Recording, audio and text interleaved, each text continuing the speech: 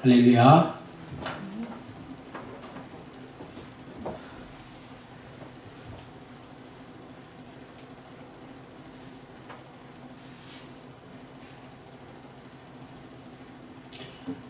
보응이라는 말은 갚을 보자에 응할 응자, 보응. 착한 일과 악한 일이 그 원인과 결과에 따라 대갚음을 받는다는 사전의 뜻이 있습니다.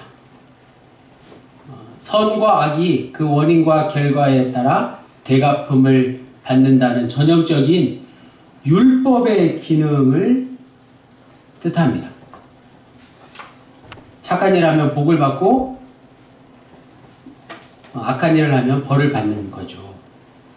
이런 단어는 신약의 시대를 사는 오늘 우리를 포함해서 교회 다니지 않는 이들의 마음을 한편으로는 불편하게 하기도 합니다. 내가 지은 죄 때문에 당연히 그 죄값을 치러야 한다는 뜻으로 들리기 때문이죠. 내가 지은 죄가 많은데 그 죄에 대한 벌을 내가 다 받아야 한단 말이야? 아무도 모르는데 굳이 그 죄값을 받아야 하나? 솔직히 우리도 생각해보면 내가 지은 죄가 얼마나 많은데 그 죄를 아무도 모르는데 그 죄를 다 하나님께서 보응하시는 게 맞나? 이런 질문을 해보게 되죠. 오늘 설교의 핵심은 바로 보응하시는 하나님의 설교 제목의 참 뜻이 무엇인지를 아는 것입니다.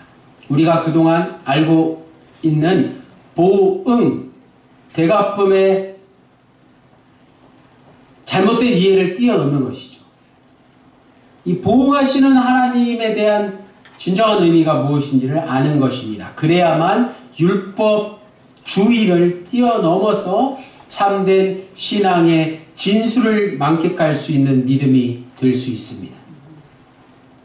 오늘 본문 이사야 65장은 이사야서의 거의 마지막 부분이죠. 이사야가 66장까지 있잖아요. 66장 한 장 전이죠. 66장까지는 신앙 회복을 통한 하나님의 백성의 그런 밝은 미래에 대한 이사야의 예언입니다. 이사야의 마지막 부분이, 이사야서의 마지막 부분이 58장부터 66장까지인데 이스라엘의 희망과 미래, 밝은 미래를 노래하고 있다는 것이죠. 그 중에서 아주 중요한 계기가 있었는데 바로 이사야 64장에 나오는 내용입니다. 유다 백성들이 하나님의 긍휼하심이 멀리 떨어져 있는 것처럼 느껴지던 시절. 어떤 시절이죠? 바벨론 포로기 생활이 그들에게 있었음에도 불구하고 거기에서 건져 올려주실 것을 믿고 기도했다는 사실이죠. 우리가 일제강점기에, 일제침략기에 믿음을 잃지 않고 신앙을 잃지 않고 나라의 독립을 위해서 싸운 독립 열사들이 있었던 것과 같습니다. 오늘 본문 이사야 65장은 이러한 바벨론 포로기에 정신을 차리고 믿음을 더욱 굳건히 하고 진정한 신앙을 회복한 이스라엘 백성들의 기도에 대한 하나님의 응답입니다. 다시 한번 반복해서 강조해서 말씀드리면 이스라엘 백성의 신앙은 무엇을 전후해서 비로소 진정한 믿음으로 거듭났다고요? 바벨론 포로기. 바벨론 포로기가 이스라엘 백성들의 신앙에 가장 중요한 대전환점을 이룬 것입니다. 오늘 우리에게도 바벨론 포로기와 같은 믿음의 대전환점, 신앙의 성숙한 어떤 전환점이 필요합니다. 1절에서 2절까지 백성들의 기도에 하나님은 이미 응답하실 준비를 하고 계셨습니다. 더 나아가서 하나님께서는 자신을 부르지도 않고 자신을 찾지도 않던 나라에까지, 이제 이스라엘뿐만 아니라 온 나라의 이방인들에게까지 내가 여기 있노라, 내가 여기 있노라 라고 자신을 드러내기 시작하셨습니다. 내가 여기 있다는 말씀이 오늘 설교의 제목과 통합니다. 그건 하나님의 보응이 곧 있겠다는 뜻이고, 동시에 하나님은 언제나 변함없이 신실하신 분이시다라는 뜻입니다. 내가 여기 있다, 보응이 있다, 신실하다. 그래서 패역한 백성들을 부르신 것입니다. 하나님은 혹시나 백성들이 돌아오지 않을까 하는 기대를 하시고 종일 손을 펴서 패역한 백성들을 부르면서 기다리셨습니다. 패역하다라는 말은 다루기 어렵다, 반항하다, 고집이 세다라는 뜻이죠. 하나님이 자신의 백성들에게 이런 표현을 쓰신 이유가 다음 절에 나타납니다. 3절에서 4절에 곧 동산에서 제사하며 벽돌 위에서 분향하여 내 앞에서 항상 내 노를 일으키는 백성이라. 그들이 무덤 사이에 앉으며 은밀한 처소에서 밤을 지내며 돼지고기를 먹으며 가증한 것들의 국을 그릇에 담으면서 율법을 철저히 망각한 것입니다. 율법을 무시한 삶을 산 것입니다. 그런데 가장 중요한 내용이 다음 5절에 소개되고 있습니다. 이스라엘 백성들의 가장 패역한 모습은 바로 5절 말씀에 사람에게 이르기를 너는 내 자리에 서 있고 내게 가까이 하지 말라. 나는 너보다 거룩함이라. 하나님. 이런 자들의 모습은 하나님 보시기에 내 코에 연기요 종일 타는 불이로다. 가장 패역한 이스라엘 백성들의 모습을 5절 말씀에 잘 보여주고 있습니다. 교만이 끝이 없어 하나님과 같아지고 하나님 아닌 모든 우상을 섬기는 이스라엘의 모습, 사람을 거부하는 모습, 다른 사람을 무시하는 모습이 이스라엘 백성들의 가장 패역한 모습이었습니다. 그들은 동산에서 제사를 하면서 십계명에서 금지한 우상 숭배를 저질렀고 하나님의 노를 불러 일으켰습니다. 율법에서 금하는 돼지고기를 먹고 가증한 행위, 밤을 지새면서 패역한 짓을 일삼았으며 거기에서 그치지 않고 자기 자신을 스스로 거룩하다고 말했습니다. 다른 사람을 무시하고 교만하게 행동했습니다. 이들의 모습에서 그 어떤 것도 하나님께서 기뻐하실 만한 것을 찾을 수 없었기에 하나님은 자신의 백성을, 하나님의 백성을 패역한 백성이라고 부르실 수밖에 없었습니다. 패역한 백성들에게 하시는 하나님의 말씀은 단호하며 분노에 가득 차 있었습니다. 다 함께 금주의 요절이 들어있는 이사야 65장 6절에서 7절을 함께 읽겠습니다. 시작. 보라, 이것이 내 앞에 기록되었으니 내가 잠잠하지 아니하고 반드시 보응하되 그들의 품에 보응하리라. 너희의 죄악과 너희 조상들의 죄악은 한 가지니 그들이 산 위에서 분향하며 작은 산 위에서 나를 능욕하였습니다. 그러므로 내가 먼저 그들의 행위를 헤아리고 그들의 품에 보응하리라. 여호와가 말하였느니라. 6절에서 7절까지 보응이라는 단어가 몇 번 나오죠? 3번 나옵니다. 이스라엘 백성들의 행위는 하나님을 능욕한 것이라고 하나님이 말씀하셨습니다. 지속적인 죄를 반복해서 지으며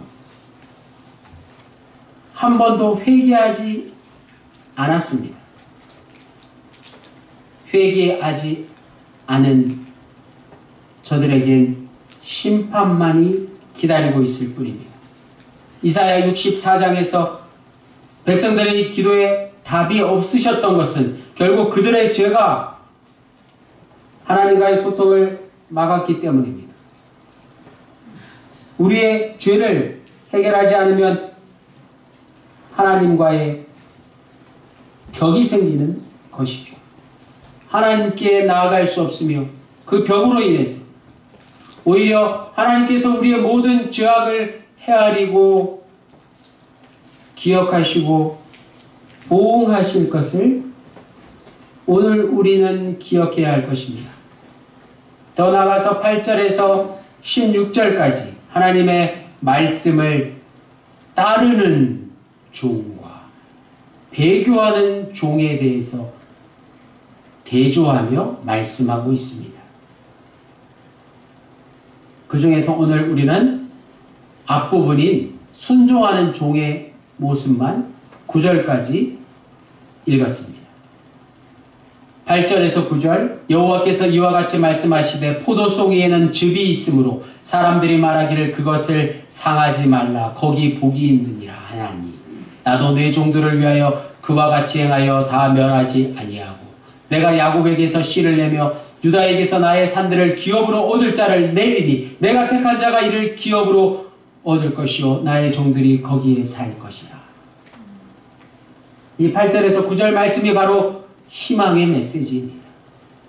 하나님은 내 종들을 위하여 패역한 백성들을 다 멸하시지는 않겠다고 말씀해 주십니다.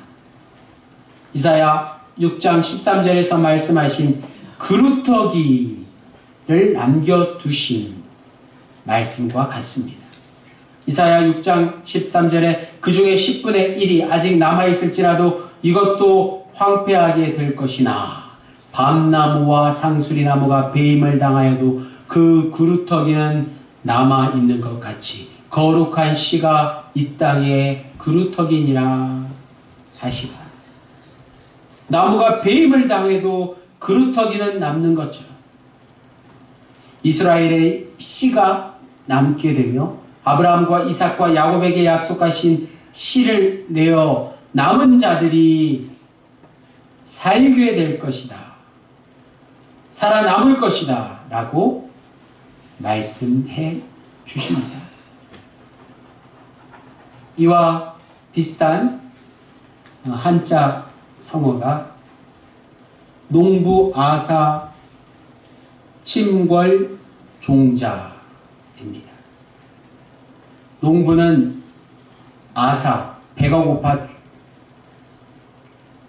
죽을지언정 침궐 종자 종자를 남겨둔다라는 다산 정약용 선생의 이담 속찬에 나오는 말씀입니다.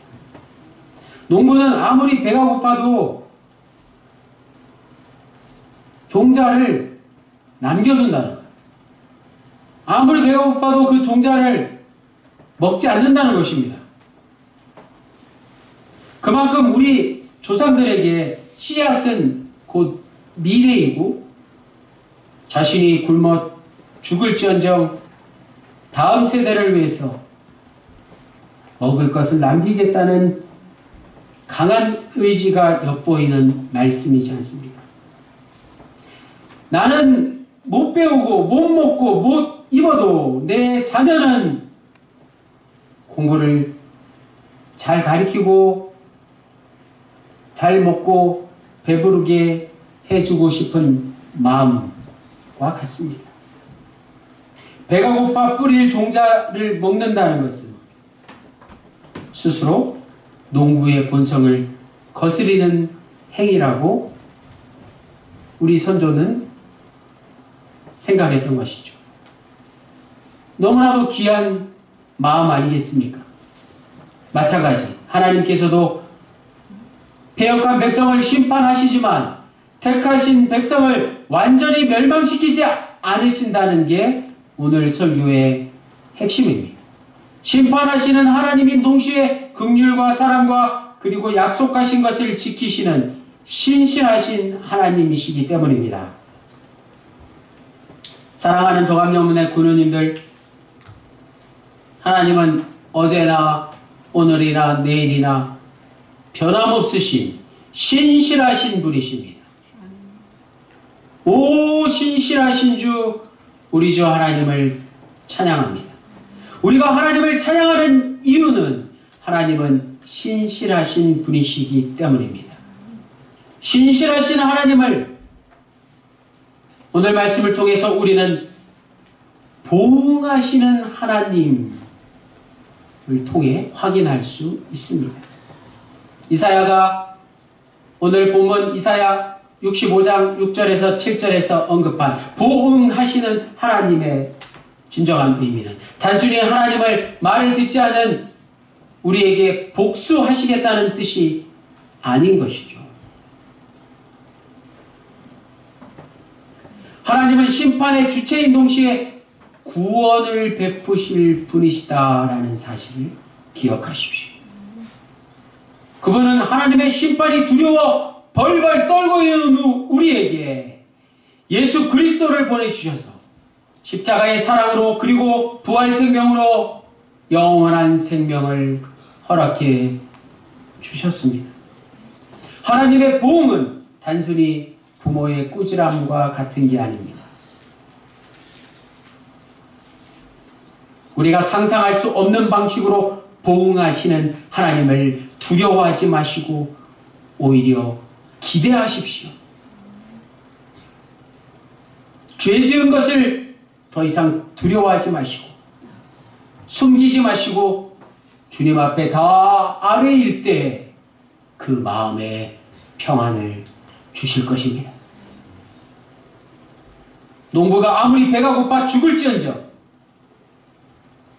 종자를 남겨두듯이 우리는 아무리 큰 죄를 지어 두렵고 떨려 죽고 싶을지언정 기도로 회개하십시오. 마지막까지 끝까지 회개의 기도를 올려드리십시오. 신실하신 하나님이 구원을 베풀어 주실 것입니다. 날마다 보응하시는 하나님을 기억하며 우리는 남은 생을 살아가시기를 주님의 이름으로 간절히 축원합니다. 기도드리시겠습니다. 주님, 사람을 찾으시는 주님께서는 하나님을 찾지 않던 이들에게 당신을 나타내시고 버림받은 자들 속에서 은혜의 역사를 시작하신 분이십니다. 끝내 우리를 찾아오시고 그리스도 안에서 차별 없는 하나됨을 허락하신 당신의 은총에 감사드립니다. 이제 주님의 사랑을 받은 우리가 세상에 상처 입은 이들과 함께하며 억눌린 자를 자유케 하신 주님의 구원을 삶으로 증언하게 하여 주십시오. 성부와 성령과 함께 영원히 살아계시며 우리를 다스리시는 예수 그리스도의 이름으로 기도드립니다.